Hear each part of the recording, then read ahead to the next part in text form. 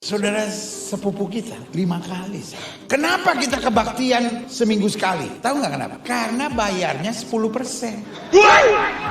Itu berhubungan, saudara. Makanya saya tidak pernah tertarik perdebatan tentang perpuluhan.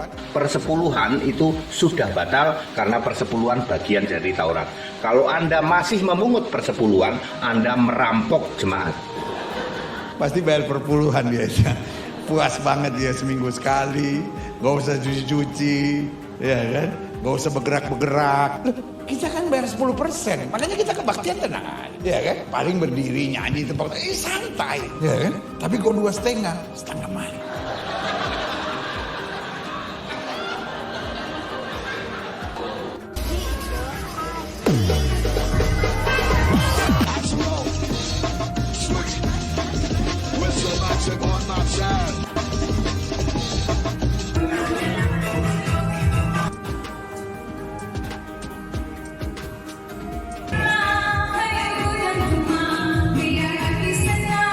Kita kan bayar 10%, makanya kita kebaktian tenang aja.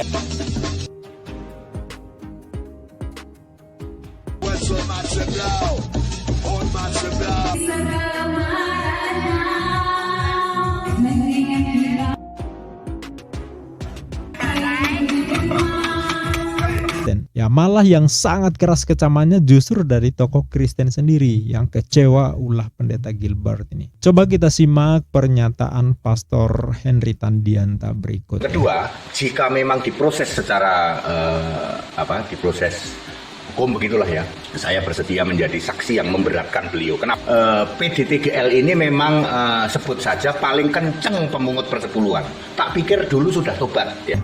Ya, dan apalagi pendeta kok nggak punya otak ya, ngomong sembarangan yang bisa diduga menista agama ya, apalagi ngomong-ngomongin mencampur adukan antara urusan material zakat 2,5% dengan perpuluhan 10%. Bahwa kita nggak punya hak mempersoalkan tata cara beribadah mereka. Saudara kita yang berbeda keyakinan dengan kita, tata cara beribadahnya seperti apa, itu urusan mereka. Serah mau joget kek, mau salto kek, mau jungkir balik kek, mau goyang pargoy kek, mau goyang abstrak kek, biarin ya, terserah, itu hak masing-masing. Kita wajib toleransi, nggak boleh mengganggu, nggak boleh menyalah. Ya ampun Bu, jangan begitu dong Bu, saya dengar Bu. Kenapa? Ibu tahu Ibu, dia pasti berundung disuruh percaya dengan Yesus.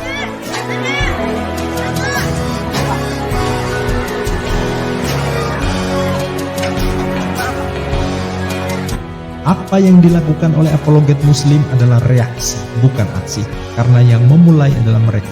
Selama mereka usil terhadap agama kita, maka selama itu pula kita pejuang dakwah khususnya di dunia maya yang terus berada di garda terdepan melawan anasir-anasir penyesapan dan pemurtadan yang gentayangan di sekitar kita. Ini moto fakta Islam kita. Assalamualaikum warahmatullahi wabarakatuh. Bismillahirrahmanirrahim. Semingguan ini heboh soal pendeta ya. Pendeta Gilbert Lu Moindong, salah satu pendeta top di negeri ini ya. Top karena lucunya, top karena sensasinya, top juga karena kontroversinya. Ya Allah, Pak Pendeta nyari duit gini amat ya. Tapi ya kita maafkan ya, kasihan dia sedang nyari duit. Apalagi setelah tahu dirinya bermasalah, dia cepat-cepat datang ke Pak JK, pemimpin Dewan Masjid Indonesia, kemudian ke Majelis Ulama Indonesia Pusat ya, minta maaf secara terbuka. Ya ini kita harus apresiasi, rasa bersalah, minta maaf, dan memang menurut saya nggak perlu proses hukum lah ya, kasihan ya. Tapi yang jadi persoalan gimana ya, apa mungkin kurang seru ya berpolemik di internal sesama Kristen ya? Maka Anda sering nyenggol Islam. Padahal Anda di mimbar khotbah, di kebaktian, di gereja Anda, di rumah ibadah Anda. Bukan di ruang debat, bukan di channel reaction, bukan.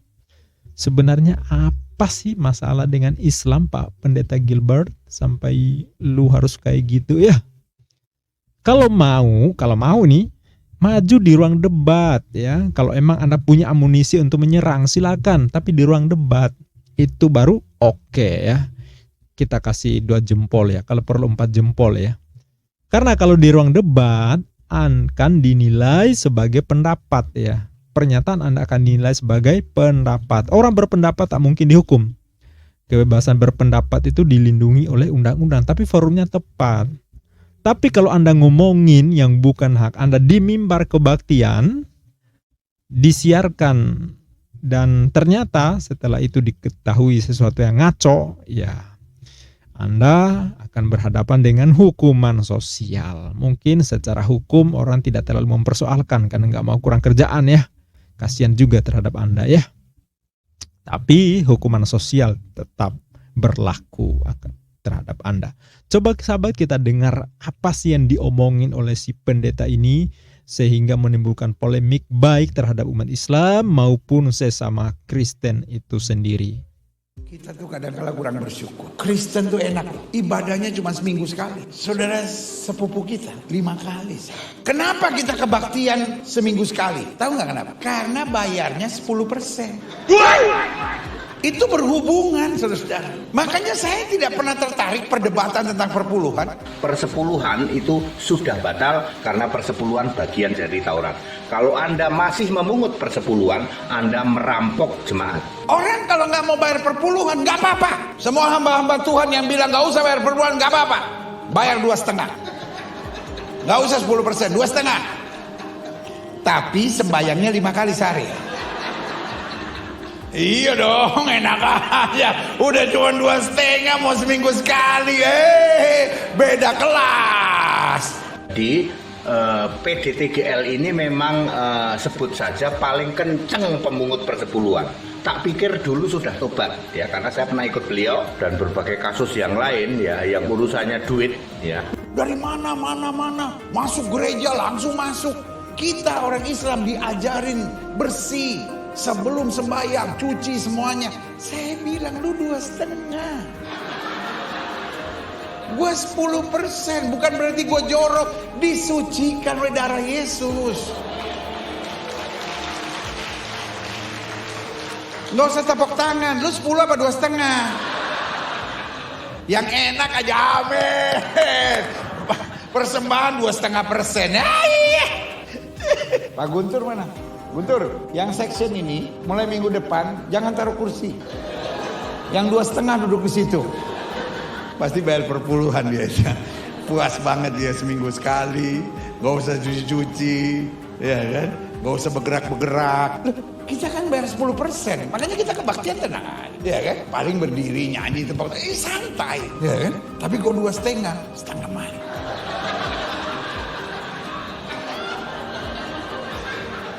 Yang paling berat terakhirnya mesti lipat kaki. Nggak semua orang bisa, ya kan? Kaki mesti dilipat, ayah. Tapi ya udahlah 2,5.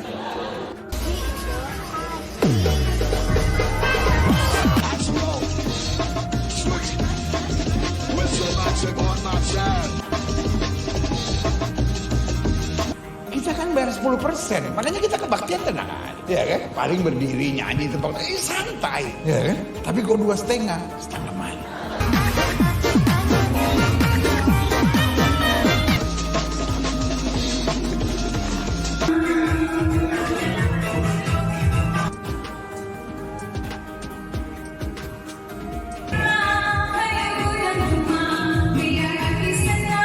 Kita kan bayar 10%, makanya kita kebaktian tenang aja, ya kan? Paling berdiri nyanyi tempat, santai, ya kan?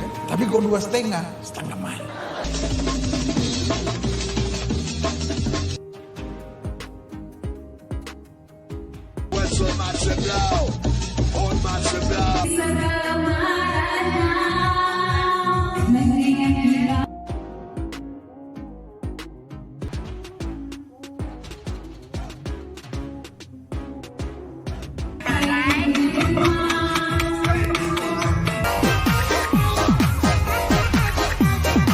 Kita kan bayar 10%, makanya kita kebaktian tenang aja, ya kan? Paling berdiri nyanyi tempat, santai.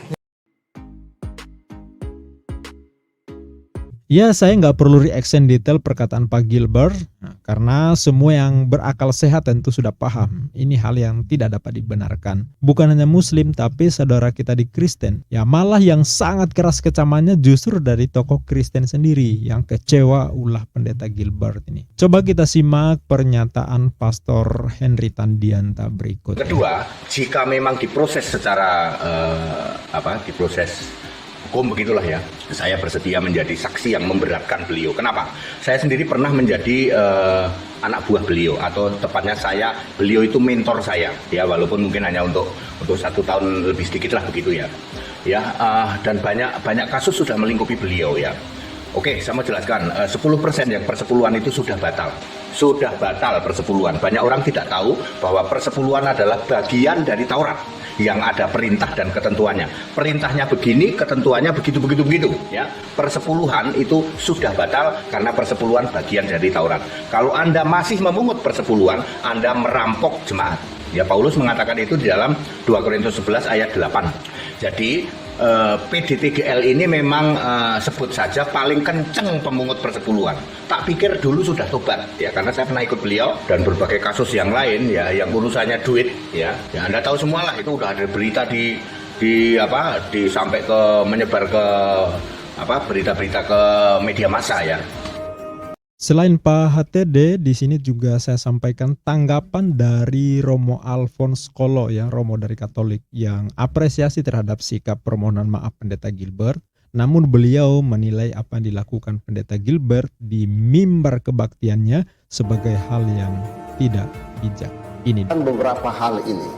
Pertama, khotbah Pendeta Gilbert Lumendong yang menyinggung dan membandingkan zakat dalam Islam dengan perpuluhan dalam denominasi gereja-gereja Kristen Protestan serta tata gerak sholat umat Islam adalah sangat tidak bijaksana dan tidak dibenarkan, dan itu menyinggung umat Islam, apalagi dijadikan lelucon dan bahan tertawaan.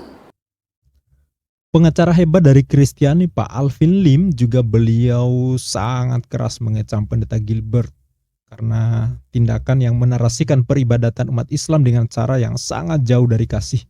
Menarasikan seolah perpuluhan di agama Kristen dengan kalimat yang sungguh juga tidak pantas. Nah, ini membuat geram ya. Bahkan beliau memang sering ikut di kebaktian Pak Pendeta Gilbert. Beliau menyatakan sangat kecewa ya.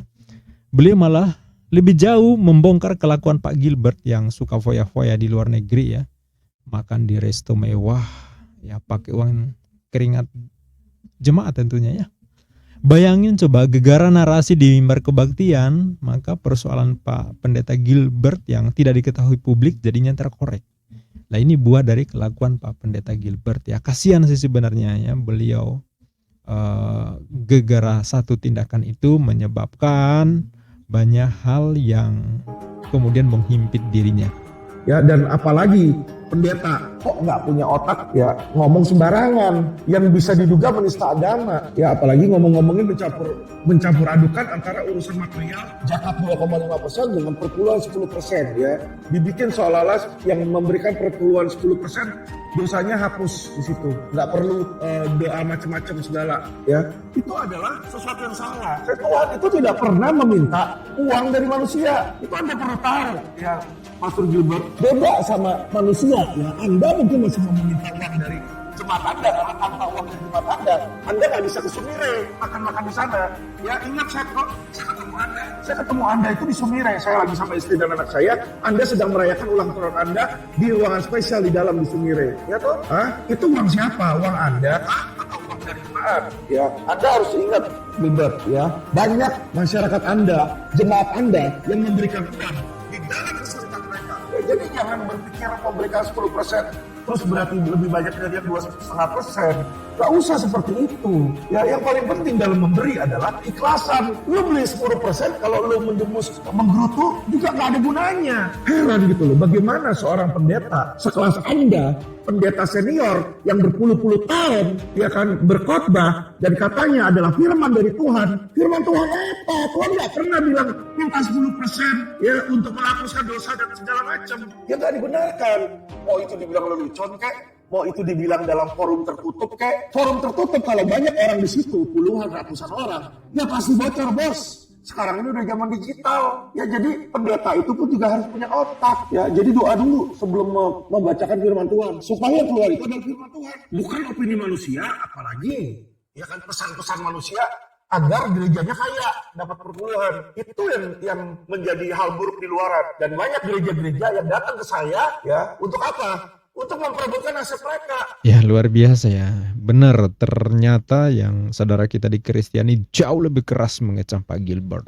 Ya saya sebagai Muslim, saya sama sekali tidak tertarik kalau ada yang memperkarakan Pak Gilbert. Walaupun saudaraku, saya menghargai hak siapapun yang mempersoalkan. Jadi saya hargai siapapun yang mempersoalkan, tapi secara pribadi saya tidak tertarik untuk kasus beliau ini diperkarakan. Kalau saya, udahlah ya, ambil hikmahnya aja. Malah saya sangat bersyukur ya bisa melihat kasus ini justru luar biasa, memberikan efek positif terhadap Islam. Ya, kalau Pak Pendeta Gilbert ini di depan saya akan bilang ke Pendeta Gilbert, saya tetap berharap polemik ini segera berakhir.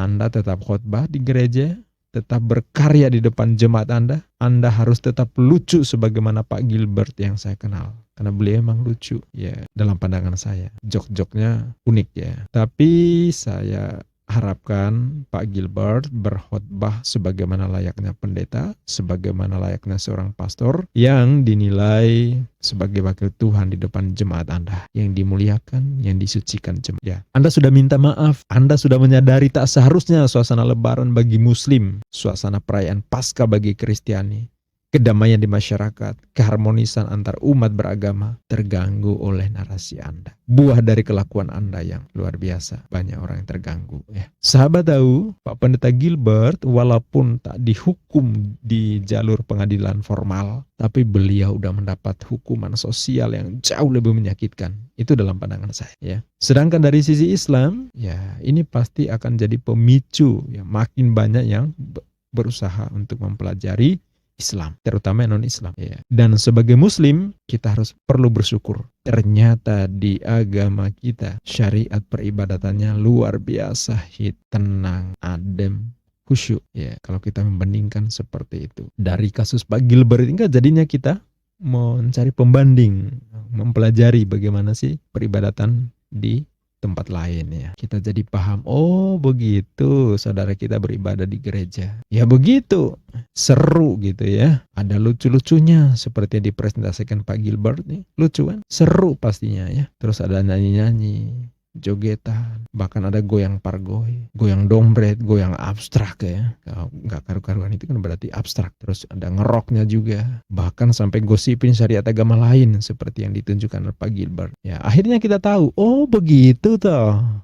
Ya, jadi jadinya membandingkan, ya nggak masalah sih membandingkan ya. Tapi perlu dipahami bahwa kita nggak punya hak mempersoalkan tata cara beribadah mereka. Saudara kita yang berbeda keyakinan dengan kita, tata cara beribadahnya seperti apa, itu urusan mereka. Ya, nggak perlu kita persoalkan. Terserah mau joget kek, mau salto kek, mau jungkir balik kek, mau goyang pargoy kek, mau goyang abstrak kek, biarin ya. Terserah, itu hak masing-masing. Kita wajib toleransi, nggak boleh mengganggu, nggak boleh menyalahkan. Ya. Yang bisa kita tanyakan, apakah Yesus mengajarkan ibadah seperti itu? Boleh nggak nanya begitu? Ya boleh, sekedar nanya malah disalahin. Ya, boleh aja sekedar bertanya. Jadi kalau kita kan sholat harus bersuci dulu, sholatnya gerakan dan bacaannya kayak apa, ya. Semuanya dicontohkan oleh Nabi kita. Jelasinnya gampang, karena ada dalilnya. Ya, walaupun Pak Gilbert ngolokin, ya biarin lah ya, kita asik-asik aja. Toh kita nggak sesulit yang dipikirkan oleh Pak Gilbert. Ya, gerakannya begini seolah-olah susah. Ya enggak lah, sama sekali enggak. Ya, mungkin ya beliau yang gerak aja mungkin susah, apalagi duduk seperti iftirosh, duduk tawarruk, mungkin nggak bisa ya, karena tahu sendirilah ya masalahnya dia bermasalah, tapi bukan berarti bahwa kita Muslim bermasalah, dia aja bermasalah ya. Satu mungkin yang mudah bagi beliau mungut perpuluhan sampai harus bawa zakat di Islam untuk perbandingan. Nah, coba kurang mudah apa coba? Paham ya sahabat ya? Kalau pendeta Gilbert menyentil, ya kita tanya balik di ayat mana Yesus mengajarkan perpuluhan Pak Gilbert? Goyang pargoi, goyang abstrak. Kira-kira kita bisa baca di ayat mana ya Pak Gilbert? Gitu aja ya, biar beliau bisa memberikan pengajaran untuk pemahaman kita. Boleh nanya gitu? Ya boleh lah. Masa nanya aja dilarang? Boleh ya. Dan ini saya nanya beneran loh ya. Ini nanya beneran ya. Yang bisa menjelaskan silakan sampaikan di kolom komentar. Ya, saya nggak mau menyimpulkan karena terkait dengan peribadatan umat lain, kita hanya boleh bertanya. Jadi sekali lagi yang tahu jawabannya bisa menjelaskan silakan sampaikan di kolom komentar. Yang cerdas beradab gitu loh ya. Yang cerdas beradab kita apresiasi, tapi yang numpang ngembik kita singkirkan biar nggak nyampah. Ya, karena kanal ini bukan tempat penumpukan sampah. Ya, itu yang bisa saya sampaikan di video kali ini. Nanti di video berikutnya insya Allah saya akan bahas tentang ibadah yang disentil oleh Pak Gilbert sebagai pembelajaran sekaligus sebagai perbandingan. Demikian sahabat yang bisa saya reaction pada kesempatan ini terkait dengan masalah Pak Gilbert Lumoindong ya. Mudah-mudahan memberikan informasi sekaligus pencerahan ya, sekaligus mudah-mudahan ada hiburan. Sampai jumpa di video berikutnya. Billahi taufik wal hidayah. Wassalamualaikum warahmatullahi wabarakatuh.